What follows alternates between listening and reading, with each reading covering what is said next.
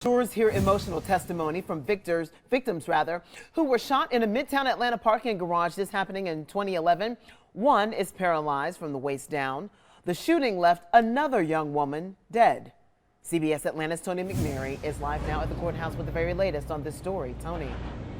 Well, Jaquetta, the defendant is a 22-year-old college graduate who was on his way to grad school when these terrible shootings happened. Now, prosecutors say he was a security guard in the same building where his alleged victims worked. Now, this trial is moving forward. The judge asked us not to show the faces of the victims who are testifying. Ladies and gentlemen, this is not a whodunit. He turned himself into the police. Fulton County Assistant District Attorney Linda Dunikowski gave jurors a snapshot of the state's case against 22-year-old Nkosi Thandiwe during opening arguments. How do we know he did it? At 5:45, the police received a phone call. Dunikowski told jurors police arrested Thandiwe at his attorney's office and that his attorney gave a detective the gun Thandiwe allegedly used to shoot and kill Brittany Watts and shoot two other women. Now, as you listen to the facts of this case, I ask that you keep an open mind. On July 15, 2011, Thandiwe worked as a security guard in Midtown Atlanta when police say he went on a shooting spree. Police say he shot and killed 26-year-old Watts and then stole her car. Her husband took the stand first and told jurors the last time he saw his wife the morning she was killed. She was still upstairs and I hugged her goodbye and told her I loved her, and that's the last time I saw her.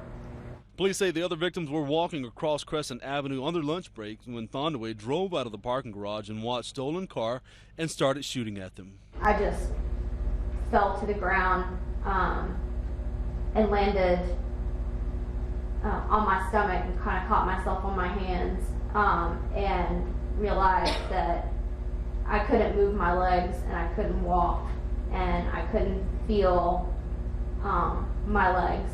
The shooting left 24-year-old Lauren Garcia paralyzed. I will not ever be able to walk again. 26-year-old Tiffany Ferenzi was shot in her right leg.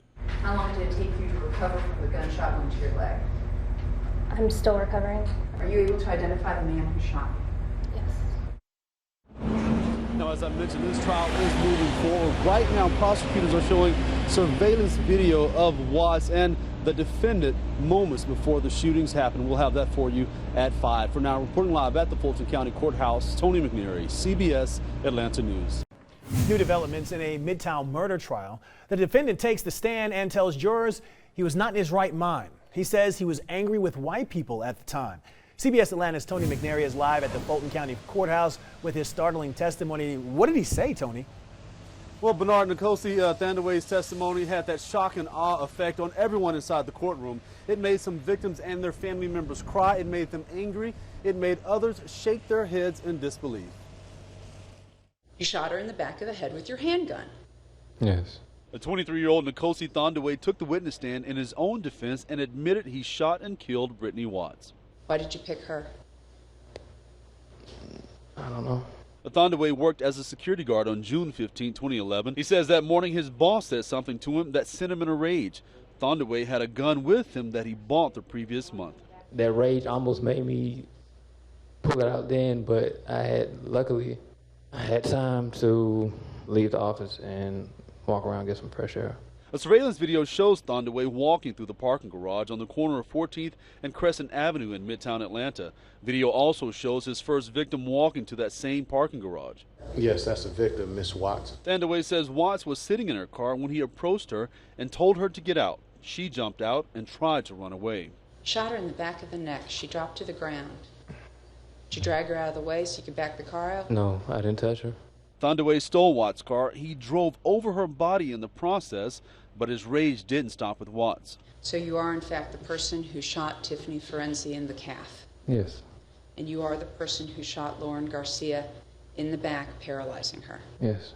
Watch as a group of women cross Crescent Avenue just before Thandiwe drives out of the parking garage. As soon as he gets close to them, he starts shooting. You see Lauren Garcia immediately fall to the ground. It was almost watching myself in action, not being able to control what happened. He says during his last few years in college, his history studies changed his thoughts about how white people treated black people. Correct me if I'm wrong, but you were trying to spread the message of making white people the enemy?